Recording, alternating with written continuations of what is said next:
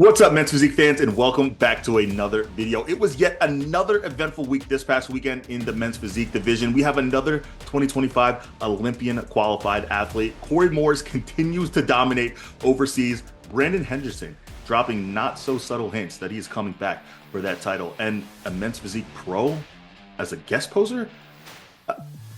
There's a lot to catch up on, so let's sit back, relax, and enjoy this video. No, they wanna take it off from me, so I give what it takes. Whole life been a miracle, seen everything but a cape. Why would I stop now? Found everything on a journey, but another way. Look.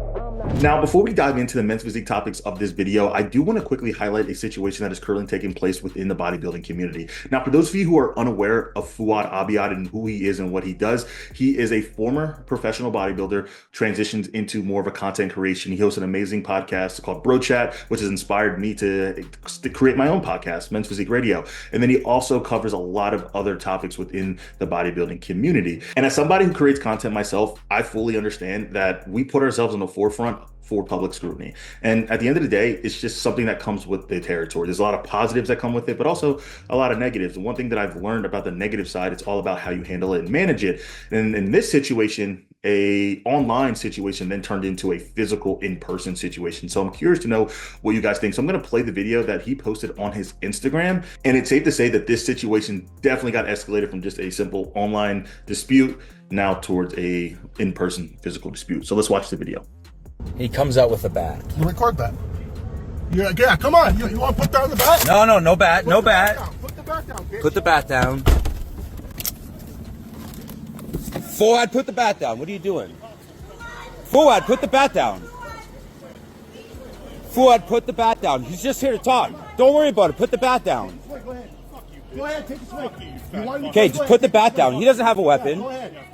He doesn't have a weapon. What are you doing? Coming out with your bat. You told me to come over. What are you going to do now? Do something. So I'm going to give you guys a little bit of context that you might not get from this video so you actually understand what we're actually watching. So the guy who pulls up to Fouad's house is a former friend of Fouad's from about a decade ago. And since they decided to part ways for whatever reason, there's been a lot of online shit talking, right? He's been posting videos, he's been making comments, and well, the one I don't like is he's actually been emailing Fouad's wife, acting like Fouad's wife's dead brother. And that's where things kind of get taken out of hand. So I'm going to continue to play this video and I'll give you guys a little bit more of a rundown as we continue through. Bye. Go call the police. Okay. Call the police.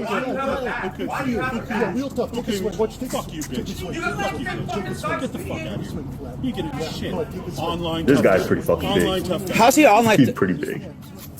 Fouad, you hit him first, bro. Like, are you kidding me? Don't roll up on me, bro. I'm not here to fight. I'm not here to fight. Yeah, I'm getting back. All right, this is where things get soft. This guy pulls up to Fouad's house. He doesn't pull up to have a simple conversation. You can tell the energy is not that when he just arrives. He walks up to Fouad, right? This man's big as hell. He walks up to Fouad. Yes, his hands are behind his back, but let's be real. I hate the idea that the person needs to hit the person first in order to actually start the fight. Like, no, if you pull up to my property and you put me, my family in danger, it's on site. It's on site. Like, I don't know what they do in Canada and I don't know what the laws are, but all I know is if you pull up and your intent,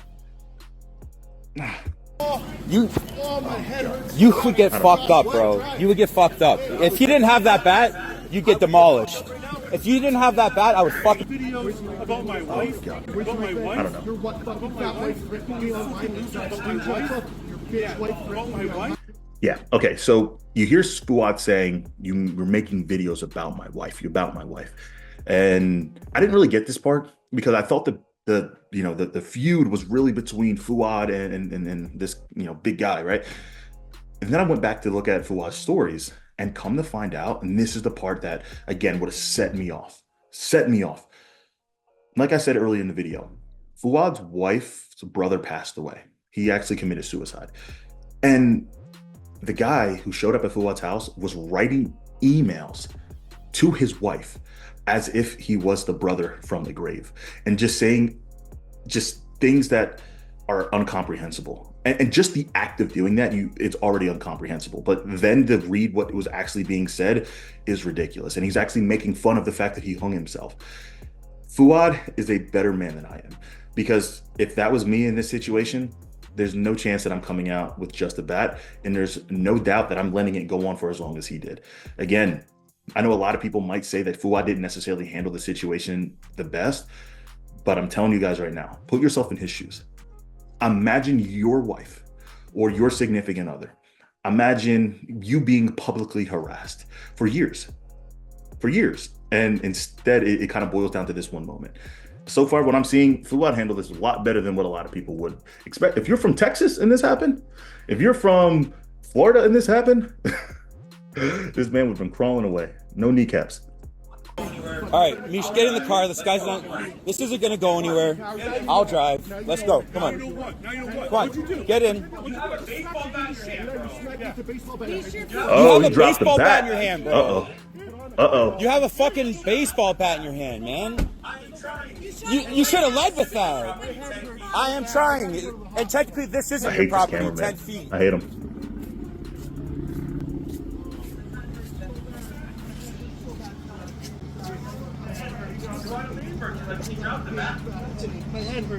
Okay, so that's the end of the first video. And in the second video that he posted on his Instagram, you can't really see much, but the little bit that you can see, that's when you can really tell that it got taken to the next level. And we got more context out of the entire situation and things that you couldn't see in the second video from Fouad later on his Instagram story, where he was just kind of explaining what actually took place. But I'm gonna play the second video and then I'll explain to you kind of the context. I teach them accountability. All right. Get away with that bat. Get away with that bat, bro. And from there, you really can't see much. Like, all you can see is Fouad gets tired of the back and forth. For those of you who follow this channel and have seen previous videos, you guys know I am not somebody who likes to highlight negativity. But what I don't like is the negativity that was getting brought upon Fouad based off of, again, him standing up for himself, his family, and again, somebody who showed up on his property. Now, do I think he could have handled it differently? Yeah, I'm sure. I threw a lot of the things that were said and potentially even done was out of emotion. And in the same breath, as a man, as somebody who creates content, as somebody who's passionate about what they do, if somebody was harassing me online for years and then started to harass my family, like I said, I don't even think that I even would have let get this far. But nonetheless, I'm curious to know what you guys think. Is Fouad wrong in this situation? Could he have handled it differently? Or is he in the right? Like, is he in the right for doing what he did? Because I'm sure there's going to be some kind of, situation that comes out of this, like a legal situation. Because you already heard the guy saying, my neck, my neck, my neck. All right, all of these things. So I'm sure he's going to try to get something out of it. I heard the cops were called, but I'm curious to know what you guys think. Okay, on to the men's physique topics. Let's go. The Spanish Grand Prix took place this past weekend in Madrid, Spain, and it's safe to say your top three put on a show. Starting off with your third place finisher in Emil Walker. And I feel like I've been saying Emil's name a lot this season, but all for good reason. Starting off the season with a bang, 2 back-to-back wins, which both qualified him for the 2025 Olympia. But he wasn't done there, because then he hopped on a flight and headed to the US, where he competed at the Atlantic Coast Pro, placing a very close second behind Victor Ramirez, but then hopped on another flight to compete here in Madrid, Spain. The one thing that I love about Emil is that generally the physiques that he brings from stage to stage are consistent. But the one thing that I will say about the look that he brought to the Spanish Grand Prix was that it looked just a little bit more tired. Now, that could just be from the consistent shows or even the travel, but he didn't necessarily have that pop that he tends to have from show to show. Now, yet and still, top 3 finish, he looked great. And I would highly recommend him shutting it down and prioritizing fine-tuning for the 2025 Olympia. This man has now competed in 4 different shows in like 6 weeks, and that is not easy on the body. And keep in mind, that is all over the country. He has definitely solidified himself as a guy to keep an eye out for going into the 2025 Olympia. And now with all of this time to improve until the actual Olympia come October, this man is going to be very dangerous. And this is why I love bodybuilding, because it is truly an any given Sunday sport. Just a few weeks ago, Emil Walker beat Omar in order to qualify for the Olympia. Now you fast forward, it's Omar taking the edge and beating Emil by placing second at the Spanish Grand Prix. Now, Omar has always looked phenomenal, but I think the biggest difference from when he was just placing the first callouts to now winning shows or placing second is the fact that he brought up his back density. There's no question that on stage, he is usually one of the most conditioned guys and kind of one of those freakiest guys. He's always been just crazy grainy, crazy vascular. And we've actually talked about whether or not that actually hurt his physique in the past, but it's safe to say, according to the judges, it doesn't. But again, the density that he brought up to the back is definitely what's allowing him to separate himself in the most recent shows. And if he can continue to improve on that going into the Olympia, like I said, he's going to be one of those guys who can stand next to anybody and expose them based off of conditioning. But again, the balance from front to back was something he was always lacking. But if he has it now, look out. And the winner of the Spanish Grand Prix, and stop me if you've ever heard this before, is Sid Poitier, seemingly coming out of nowhere. There was no talks of this man in prep. He's very low-key on social media. And again, he just sneaks in just like an assassin, takes a qualification and goes home comfortably. I probably should have known this because he is actually from Spain. But guys, this physique, to me, I never fully understood why it wasn't being rewarded at a higher level, why he is conditioned, he is balanced, he has a crazy back, like absolutely insane back. The thing that always held him back, very similar to Emil, was his posing, right? His presentation. He could never really just show his physique off in prime form. Now, that has definitely gotten better from previous years, but I'm curious to know what you guys think. Why isn't a physique like this getting rewarded at the Olympia? Like, what is he missing? He's a tall guy. He has great structure, phenomenal conditioning, crazy back. Like, what do you guys see here that's necessarily not giving him the edge in order to break into that top 10 at the Olympia level? Corey Morris is doing something that I highly recommend every single athlete to do if they have that opportunity, which is simply experiencing bodybuilding in a different culture. Not only did Corey Morris just win the China Pro last weekend, but fast forward, he now travels to Japan where he absolutely dominates and now takes home his second Olympia qualification of this year. Guys, I'm telling you right now, this is what bodybuilding is all about. You know the craziest thing about Corey? That he has now won 4 different shows in 4 different continents. Like, think about that. Like, United States, he's won in UK, and he's won in China, Japan. Like, this man is just a world traveler and also just a world dominator because he is absolutely killing it. And what else would you expect from our current 6th ranked men's physique athlete in the world? And what a lot of people don't realize is that Corey Morris is actually an older men's physique athlete. He's approaching his 40s, if not already in his 40s. And not only is he still dominating on stage, but this is something where he's actually going to be able to take away from bodybuilding. Like, he utilizes bodybuilding to experience different, cultures and just the world. And I think everybody should be doing so, because you guys are very close-minded if you guys think that the United States is the pinnacle of what you guys think bodybuilding is, because trust me when I say it's not.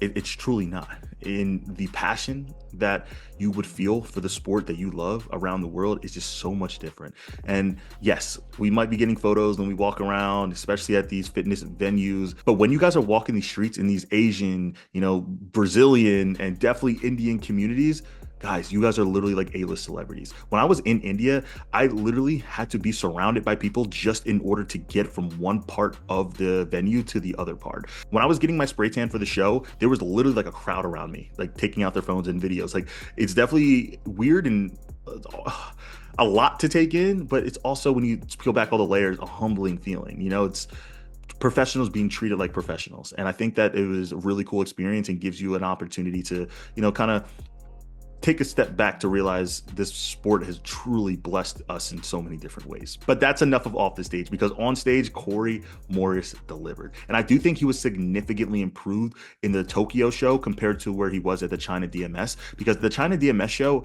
I feel like he was still suffering from the long travel and then seemingly having a quick turnaround time to get on stage, where in Tokyo, it was a shorter travel from China to Tokyo, and he had a lot of time to actually allow his body to, just rest and get back to its prime form before he stepped on stage. You can clearly see it. And not to mention, I got to give a quick shout out. You guys know I own Manifest competition wear, but I have to say, Corey's shorts were fucking awesome. And not only that, it was awesome to see that he was like giving some love and credit to the community that he was competing in the country he was competing in. So massive shout out to Corey Morris, massive shout out to China. I cannot wait. It's on my bucket list. I cannot wait to one day compete in Tokyo or China and just Asia in general. There was no question that this past Olympia was a lot different than the past, simply due to the fact of the notable names and the stars of the division not showing up to compete, whether it was Kyron Holden, Diogo Montenegro, but the number one name who was off that roster was Brandon Hendrickson. But it's safe to say that Brandon has dropped some recent hints to show that he is coming for that title in 2025. And there's no doubt in our minds that he will be in that conversation just simply based off of the track record of his past. If you guys remember, Brandon has never been out of the top 5 at the Mr. Olympia. Like, let that sink in for a second. He is the most consistent guy in men's physique. And there was even a lot of speculation that if Brandon showed up at this year's Olympia, that he would have won. Now, I don't like playing those what if games, but you guys have to be real. Like, Brandon literally hasn't been out of the top 2 whenever he did compete in so long that who knows, right? It could have went either way, but I'm really excited to see what he's going to do this year because he is now dropping some very confident hits that he will be making a run back for that title. Also realized is that Brandon never competed in the men's physique division when there was a weight cap, right? Like, think about it. Last he competed was 2023. He took off 2024 and now he's coming back in 2025. The 2024 season was the year they implemented the weight cap. So with that thought in mind, could he potentially be over the weight cap? From my understanding, I think he was in the 192 area, and I believe he weighed in like 200 on stage. So I believe it's like 8 pounds over his weight cap, if I'm not mistaken. And I'm curious to know what you guys think. Like, is he going to have to sacrifice muscle in order to get there? I mean, he has massive legs, so he can easily take off some of his legs, but 8 pounds of muscle is no joke. Definitely not something that's out of the realm of possibility, but 8 pounds of muscle is no joke, and not to mention that could really hurt his look. So he's going to have to be very strategic with his coach, Neil Yoda Hill, which again, they don't call him Neil Yoda Hill for a reason. This man is like a true master. So I'm excited to see how they, manipulate that and try to bring their physiques to life. But we've seen people like Ryan Terry had issues with the weight cap just this season, which he believes threw off his look. We have Sadiq, another veteran who has never dealt with a weight cap and now does and did, and it hurt his look, right? We all saw Chicago Pro. So are we going to see the same thing with Brandon? Or did he actually take off that time to actually downsize and coming at that 192 weight cap, the best version of himself? I don't know. We're going to have to see. But I'm telling you guys this. 2025 is definitely going to come with a lot of storylines. Jeremy Buendia, Ryan Terry, Aaron Banks, and so many other notable names. Diogo making a comeback. We have Ali Bilal now in the mix. And we have Emmanuel Hunter seemingly getting better every single year. Kyron Holden, is he coming back? Where's he at, right? We have so many different storylines that are brewing for this season. It's definitely going to be a movie. I'll be honest, this is definitely not a topic that I'd ever thought I would ever cover while covering the men's physique division. But just a couple weeks ago at the muscle contest in Brazil, Edvan Palmeiro does a guest posing. You heard that right. A men's physique athlete does a guest posing. Now, when I was first watching this video, I was sitting here wondering whether or not they would do anything unique on stage, like kind of just create some kind of men's physique form of classical posing. I don't know, like classical physique. No idea, but no, it was just men's physique. So I'm not sure if I'm a massive fan of this. Like, there's one thing that I have to understand as a men's physique athlete. There's just some things we won't be able to do, but I did think that it was really cool and unique and kind of shows like how much the men's physique division is just impactful in other countries. Like, if this was in the US, one, nobody would ever go, and two, it wouldn't be a thing, right? It just wouldn't be a thing. But it's so cool to see as I traveled to India and saw just the impact of just me being there, like did for the fans of the bodybuilding, industry / men's physique community. And then seeing what's happening in Brazil for Edvan Palmeiro, it's just weird, but also just unique to see the fact that there's so much potential in the men's physique division. And it's just like an untapped market for the bodybuilding community. And on top of that, it does look like Edvan is dropping some hints on what show that he's gonna do next. Just a few weeks ago, he made an Instagram post that highlighted that he was roughly 26 to 27 weeks out. So of course, me being me, subtracting 2 weeks from that exact post, and then fast forwarding about 26 to 27 weeks, it does look like that he's either doing the New York Pro or the Pittsburgh Pro, which makes sense, right? He is one of the greatest men's physique athlete in the world. And if he does one of those shows and one of those other guys who are in front of him shows up, which it does seem like Ali Bilal will be showing up to that show, and potentially people like Jeremy Buendia, like just some notable names, Vitor Chavez, like a lot of guys who are looking to solidify themselves in the men's physique division will be showing up to compete at that show. And what better opportunity to get some momentum going into the Olympia by beating one of those guys? So Edvon seemingly is throwing his hat into the biggest shows of the year outside of the Arnold Classic and the Olympia. And guys, the reality is Edvon has one of those physiques where he's not much more that he needs to do. Like, he doesn't need to grow more muscle. All he needs to do is focus on peaking better. And if you ask me, I think he was the best peak guy at the Olympia. Full, dry, hard condition. Like, he literally controlled his variables perfectly. So again, understanding that he doesn't really need an off season, all he needs to do is continue to get better with the fine details. It doesn't make sense for him not to do the show. So I'm really excited. He looked great. He's in great shape, great condition. He's holding a great look. Again, I feel like not only is this going to potentially be the best look in season for Edvon, but I think personally, the guy who controls their variables the most and can be most consistent at peaking has the highest ceiling, because anybody can be beat right now. Anybody. So Edvon can easily move up. And I'm excited to see what he does at either the New York or Pittsburgh Pro. If you or a friend are looking for a coach for the 2025 season, I am now taking on 5 additional clients going into the new year. And if you guys are looking to start in the new year, we are offering a special where you guys can lock in your spot now. All you guys got to do is click the link below. And I'm telling you guys this, it won't be easy. But you guys don't start this sport and commit to this journey for it to be easy. We are going to maximize your potential, and we are not coming for second place. So if you guys are interested, again, click the link below, and I cannot wait to team up and help maximize your potential. And as always, I love you guys. I appreciate you guys. Make sure you comment, like, subscribe. Keep the conversations going below in the comment box, and I will see you guys in the next video. Peace.